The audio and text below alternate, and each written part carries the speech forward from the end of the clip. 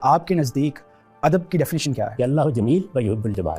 انسان اپنی ساخت کے لحاظ سے برفتہ حسن ہے، یعنی جمال اس کے لیے سب سے بڑا مسئلہ ہے. بطور ادب کے طالب علم کے کیا ہمیں عربی شاعری کو پہلے دیکھ لینا چاہیے جس کی وجہ سے ہمیں قرآن کی فہم میں رہنمائی ملے گی؟ سب سے پہلے یہ دیکھیں کہ آپ میں ادب کا ذوق ہے یا نہیں ہے.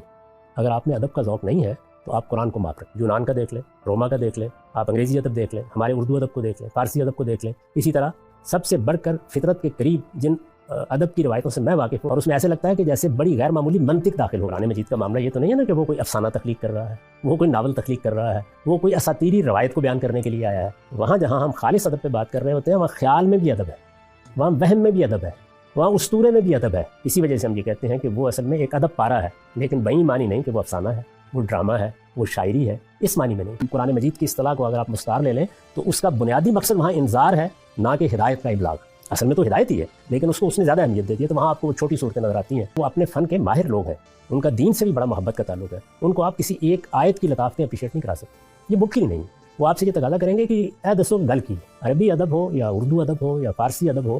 اس میں میرا زاویہ نظر یہ ہے، آپ دنیا کے کسی دوسرے ادب کو پڑھ رہے ہیں آپ کو افسانہ اچھا لگ رہا ہے، کہانی اچھی لگ رہی ہے. اب کہانی میں ایک افسانہ نگار یا ایک ناول نگار کیا کرتا ہے؟ اب منٹوں کے افسانے دے دیں، کوئی اور چیز دے دیں. ہو سکتا ہے کہ وہ اس سے حد اٹھا لے لیکن اس کا اچھا ادب کا ذوق نہ ہو. اس کے باوجود یہ ممکن ہے. کیا قرآن میں پورا قرآن جو ہے وہ ادبی شاہکارہ ہے یا اس میں خاص خاص مقامات ہیں، کچھ قانون کی بحثیں ہیں؟ ٹھہرو مجھے منزل جانا اور جانا پہ 2 آنسو بہانے دو. تو اب جیسے ہی انہوں نے یہ کیا تو وہ کہتے ہیں کہ میں نے کہا جی شعر ہو گیا، بس ختم ہو گئی بات.